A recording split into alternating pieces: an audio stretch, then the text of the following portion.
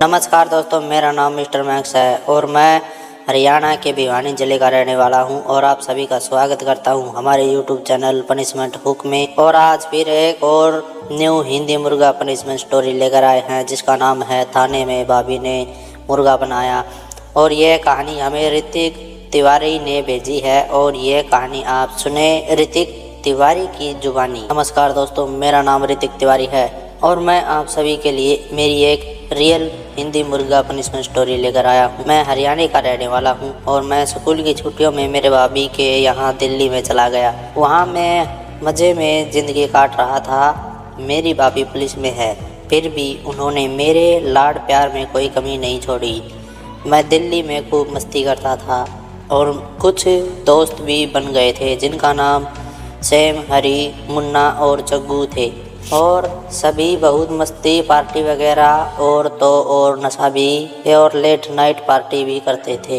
और रात को घर देर से भी आता था तो कोई कुछ नहीं कहता था। हमें कोई एक बुरी आदत भी लग गई थी और फिर मेरे दोस्तों ने लड़कियों को भी छेड़ना स्टार्ट कर दिया और मैं भी उनके साथ लग गया था। तकरीबन मुझे एक हफ्ता हो चुका था ऐसे करते करते, पर हमने एक लड़की को बहुत छेड़ा और हमने बम पर भी हाथ लगाया और उसको उल्टा सीधा भी बोला और कहा चलो ना बेबी चलते हैं, पूरी रात मजे करेंगे। और वो लड़की वहाँ से रोती हुई चली गई।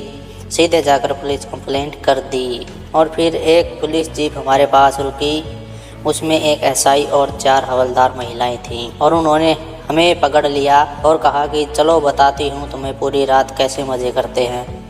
फिर मैंने उस लेडी कांस्टेबल से कहा मुझे छोड़ दो वरना मैं अपनी भाभी से आप लोगों की शिकायत करा दूंगा। मेरी भाभी पुलिस में है और एसएचओ की पोस्ट पर है और तुम सब की नौकरी खा जाऊंगा। फिर उन्होंने मुझे और मेरे बाकी दोस्तों को अंदर डाल दिया और पुलिस स्टेशन ले आए। एक कांस्टेबल एसएचओ मैडम के पास गई और बोली हमने एक लड़के को गिरफ्तार किया है मैडम और वो आपका देवर होने का दावा कर रहा है और कह रहा है कि मेरी भाभी एसएचओ है। और उधर मैं मेरे दोस्तों को कह रहा था कि डरने की कोई बात नहीं है, मेरी भाभी एसएचओ है, मैं 2 मिनट में यहाँ से छुट के जा सकता हूँ, तुम लोगों को भी छुटा ले जाऊंगा। फिर मेरी भाभी कैबिन से बाहर आकर देखती है तो वो एक लेडी कांस्टेबल से कहती है कि उस लड़की को इन सब को अंदर ले आओ। फिर मैंने कहा कि भाभी क्या हाल है आपके? तो भाभी बोली चुपचाप खड़ा रहे। फिर उसी लड़की से भाभी ने पूछा कि उस लड़की के साथ साथ क्या क्या हुआ और उस लड़की से पूछा क्या यही वो सब लड़के थे? तो उस लड़की ने कहा मैडम यही सब लड़के थे, पर ये तो आपका देवर है ना, आप तो इसे सजा नहीं दोगी। भाभी बोली ये किसने कहा कि मैं इसको सजा नहीं दूंगी, मेरे लिए सब बराबर हैं। फिर भाभी ने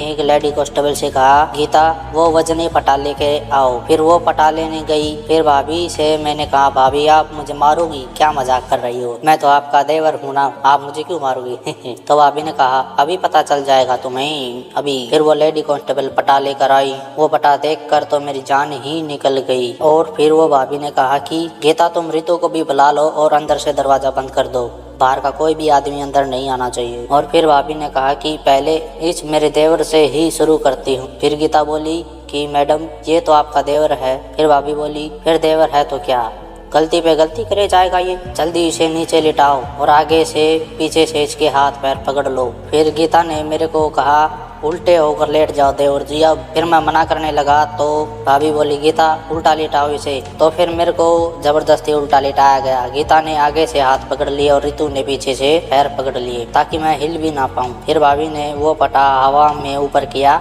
और दोनों हाथों से मेरे चूतड़ों पर जोर जोर से पटा मारने लगी और मैं चिल्लाने लगा छोड़ दो भाभी, मेरे को क्यों मार रही हो, छोड़ दो, मेरे को क्यों मार रही हो, मैं तो आपका देवर हूँ, छोड़ दो। उन्होंने 20-25 पट्टे ऐसे मार दिए और मैं बुरी तरह से रो रहा था, चिल्ला रहा था, पर फिर भी मेरे भाभी ने नहीं सुना मेरे को। और फिर मैं बिलबिलाने लग गया भाभी मुझे छोड़ दो, आगे से फिर ऐसी गलती नहीं करूँगा, प्लीज छोड़ दो। मैं दर्द से बहुत बुरी तरह चिल्ला रहा था। फिर भाभी ने कहा छोड़ो इसे, अब दूसरे को लाओ। फिर मेरे दोस्तों का भी यही हाल हो गया, वो भी रो रो कर बुरा हाल हो गए।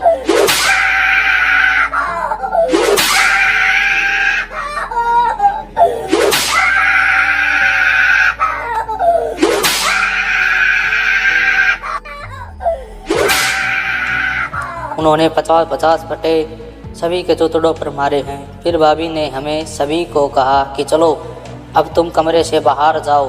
हम सभी आंसू पोंछते हुए बाहर गए। भाभी ने कहा कि सभी के सभी मुर्गा बन जाओ और सभी डरते डरते मुर्गा बन गए। फिर भाभी ने कहा चलो सभी वहाँ से उस दरवाजे की तरफ मुर्गा बनते हुए चलो और वापस आओ।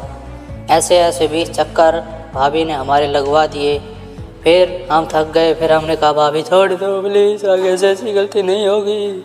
फिर भाभी ने हमें पानी पीने को दिया और फिर वह रूम में हमें ले गई और कहा अपनी अपनी आधी आधी पैंटें उतार लो।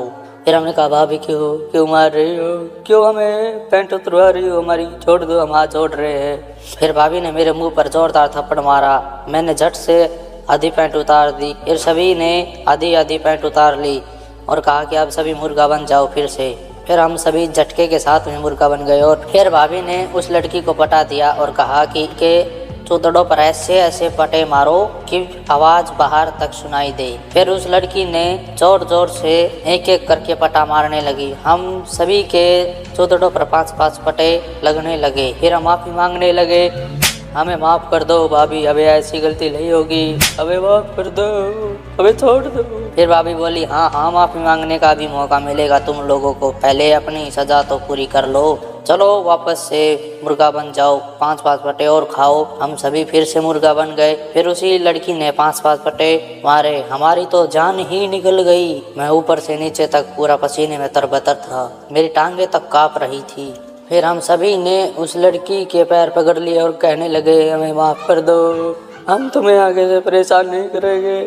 हाँ तुम हमें माफ़ कर दो, हम तुम्हें हम आगे से तुम्हारे साथ कुछ भी गलत नहीं करेंगे। तो उस लड़की ने कहा कि ठीक है मैडम, इनको छोड़ दो। फिर भाभी बोली अभी नहीं, चलो सभी इस लड़की के पैरों में नाक रगड़ो और माफ़ी मांगो और कहो कि हम आज के बाद किसी भी लड़की को नहीं छेड़ेंगे। हमने ठीक वैसा ही किया और हम उसके पैरों में पड़कर माफ़ी मांगने लगे, उसके पैरों में नाक रगड़ने लगे। आई एम सॉरी, अब हम आपको ऐसे परेशान नहीं करेंगे, हमें माफ़ कर दो, हमें माफ़ कर दो, प्लीज़ हमें माफ़ कर दो, हमें जाने दो, हम आगे से ऐसी गलती नहीं करेंगे। फिर उस लड़की ने कहा ठीक है, आगे से ऐसा मत करना।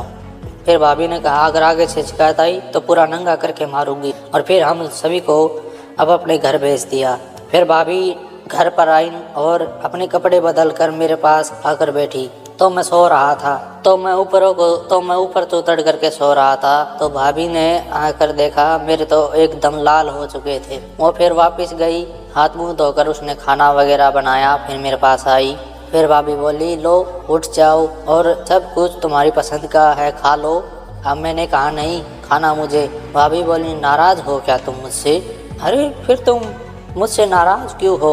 मैंने तो तुम्हारी गलती पे मारा है ना। देखो मैं तुमसे लाड प्यार करती हूँ तो इसका मतलब ये नहीं है कि तुम गलती करते रहोगे। मैंने सिर्फ तुम्हें तुम्हारी गलतियों पर मारा है, तुमको समझाने के लिए मारा है और तुम गलत ना करो, तुम अच्छे रहो, इसलिए मैंने मारा है। और मैंने तुम्हारी भलाई के लिए ही तो मारा है, ऐਵੇਂ थोड़ी ना मारा है। और तुम ऐसे अगर लड़की को छेड़ते रहे कल को लोग क्या कहेंगे कि तुम खराब लड़के हो, ये हो वो हो। और ऐसी बातें मैं कैसे सुन सकती हूँ अपने देवर के लिए। लो अरे भी ये खाना खा लो।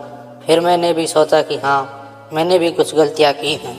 मैंने कहा आई एम सॉरी भाभी, आगे से ऐसा नहीं होगा और मैं आइंदा से ऐसी गलती नहीं करूँगा और जो भी मैं गलतियाँ करता हूँ उसकी सज़ा भी मैं आपसे ज़रूर लूँगा।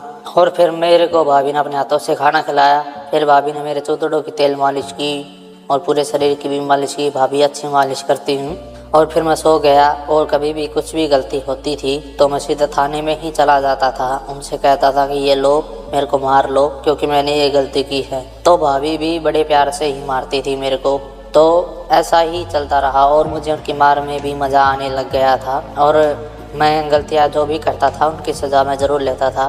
तो दोस्तों बस यही तक थी मेरी कहानी। आप सभी को कैसी लगी कमेंट में हमें ज़रूर बता दें। और दोस्तों वीडियो को लाइक करना ना भूलें और हमारे YouTube चैनल पनिशमेंट हुक को सब्सक्राइब कर घंटी को ज़रूर दबा दें ताकि आने वाली वीडियो आप सभी को सबसे पहले मिल सके। और अगर आप सभी को भी अपनी कहानी हमारे पास भेजनी है तो आप सभी अपनी कहानी हमें हमारे इंस्टा आईडी पर भेज सकते हैं। इंस्टा ग्रुप और इंस्टा आईडी डिस्क्रिप्शन में मेंशन कर दी है। और इस वीडियो को ज़्यादा से ज़्यादा शेयर ज़रूर कर दें और भी इस कहानी का सुनने का मज़ा ले सके। तो दोस्तों, मैं आपका दोस्त मिस्टर मैक्स मिलता हूँ एक और न्यू स्टोरी के साथ। तब तक के लिए खुश रहें, स्वस्थ रहें, मस्त रहें। जय हिंद, जय भारत, जय हरियाणा।